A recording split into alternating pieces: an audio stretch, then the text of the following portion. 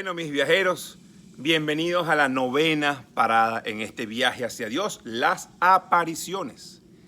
En la parada anterior, fabulosa, vimos cómo fue el proceso de resurrección y cómo la sábana santa nos ayudó a entender un poco cómo ese cuerpo frío se calienta y se transforma en energía y sale. Bueno, esa energía estuvo y se le apareció a una cantidad de gente.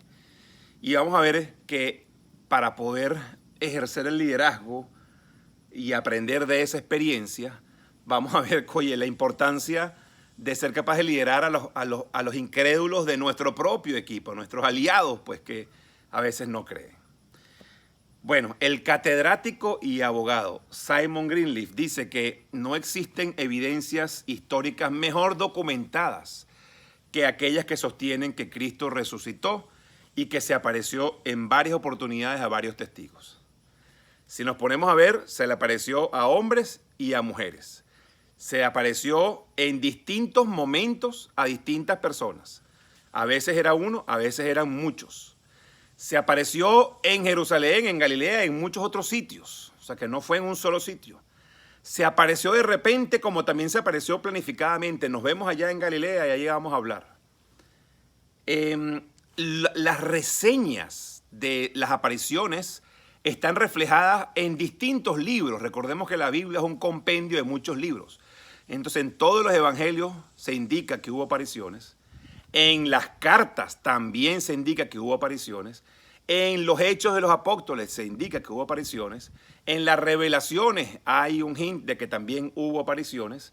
Así que en los libros oficiales, pues aparecen en una cantidad de ellos. Pero además en libros no oficiales también hay evangelios apócrifos y documentos que tienen miles de años, pero que no son considerados de la Biblia básica, que también reseñan las mismas apariciones que aparecen en los evangelios, pero también otras adicionales. Por ejemplo, el Evangelio Secreto de María presenta que unas apariciones específicas a ella hermosísimas. Entonces, bueno, Marcos relata que esas apariciones pues fueron recibidas con incredulidad, con escepticismo, incluso con negación. Esa fue quizás la manera más, bueno, como fue repetidamente de algunos de los discípulos y simbolizada por supuesto por Tomás, que pedían pruebas. Yo quiero verlo con mis propios ojos, pedían ese testimonio y esa misma cadena de incredulidad pues puede continuar hasta nuestros días en muchas personas que necesitan verlo y tocarlo ellos directamente y no creen en los demás. Bueno, lo que narran y aseguran los testigos presenciales es que un hombre muerto vivió otra vez. Confirman que lo vieron antes de morir, que lo vieron crucificado, que lo declararon muerto, que lo dejaron en el sepulcro, muertecito, y que luego, 3 días después, lo vieron recuperado y hablando con la gente.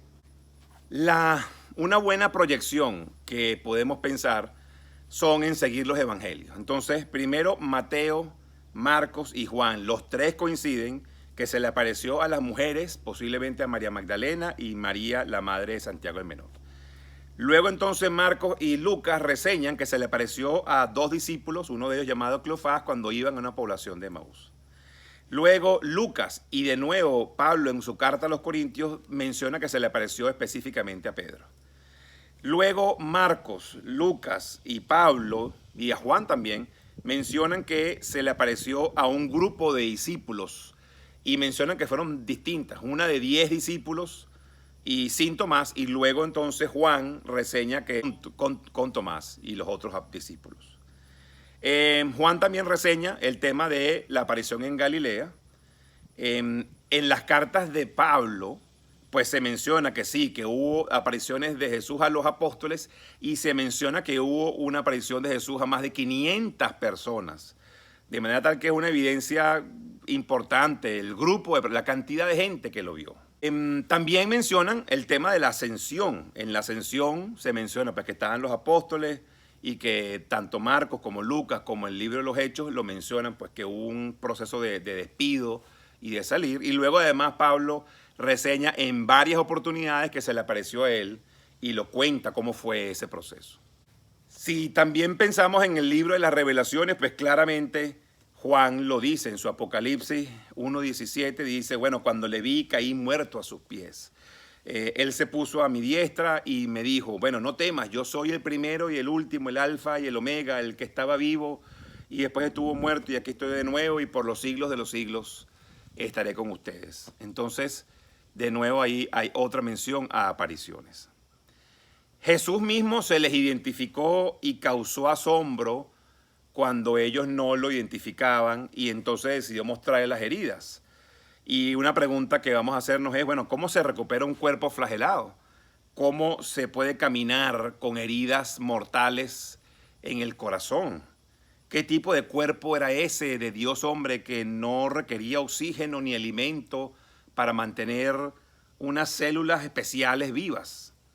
No parecía que fluía sangre por esas venas, realmente, por esas arterias, sino que era pura energía, la energía de la creación que fluía por dentro. De hecho, quizás una prueba interesante fue el que lo tocó y Tomás lo toca, mete los dedos en la llaga, siente la compasión de Jesús, una especie de regaño compasivo y bueno, nos da una lección de fe hacia el futuro. Ahora, ¿cuál fue la reacción de Tomás después de tocar a Jesús? Bueno, ahí hay una evidencia gigantesca, porque Tomás dice en ese momento, Señor mío y Dios mío. Es decir, Tomás reconoce que lo que tocó no era algo normal y corriente, que tenía una energía especial y lo denominó como Dios mío y Jesús, por supuesto, le dice, bueno, dichosos aquellos que sin tocarme creen en mí. Bueno, claramente una lección importante de liderazgo. Muchas veces nuestros propios amigos son los más difíciles de liderar. Ellos pueden ser los mismos que se niegan a progresar. De hecho, si somos los líderes y las autoridades de la empresa, los que estamos en eso, pues quizás nos negamos, nuestra propia gente es la que se niega a creer. Y esa falta de esperanza de un camino distinto, tienen muchos años haciendo las cosas como las vienen haciendo y quizás entonces no están y se pueden transformar más bien en enemigos si no lo manejamos bien. Entonces, el liderazgo busca atender esos temores y busca maneras de disipar esas dudas, como lo hizo Jesús. Aquí están las evidencias, disipó la duda y siguió para adelante. Bueno, nos vemos en la próxima parada. Vamos a hablar de las alucinaciones y cómo es importante que un líder sea capaz de no tanto vender su visión, sino lograr el progreso. Y a veces tratar de vender todo el tiempo la visión puede impedir el progreso. Nos vemos.